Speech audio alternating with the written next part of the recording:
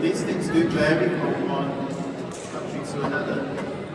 In Indonesia, they say Selamat Hari Raya. So there's a lot of cultural diversity with Islam. Anyway, before I go any further, I'd just like to say thank you to Hakk and everybody from the Dialogue Society who put this awesome event on. So can we have a big round of applause for them?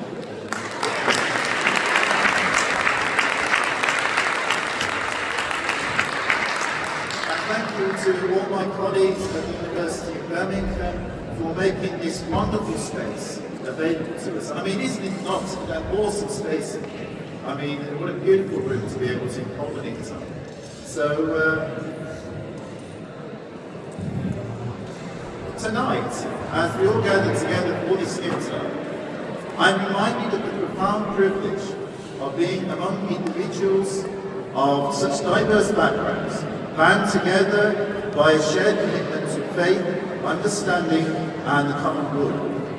It is indeed humbling to experience to stand before you, not as one above, but as one from among you, seeking to serve, to learn, and to grow in this journey of togetherness, in voices of unity.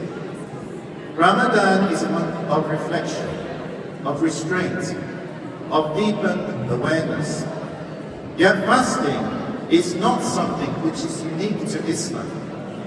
It is a thread that weaves through the spiritual fabric of so many traditions. In Christianity, fasting brings renewal. In Judaism, it is an act of atonement. In Hinduism and Buddhism, it nurtures self-discipline and spiritual clarity. Even those outside of formal religions have long recognized the wisdom of fasting as a path to inner strength. This shared practice reminds us of something greater than ourselves, that faith, in all its beautiful expressions, has always been about drawing nearer to the divine and to one another. It teaches us not to see our differences as barriers. It teaches us that these are opportunities that enrich our understanding. In a world where division is often easier than dialogue, we must be intentional about choosing a path of respect, compassion, and choosing to see the humanity in one another.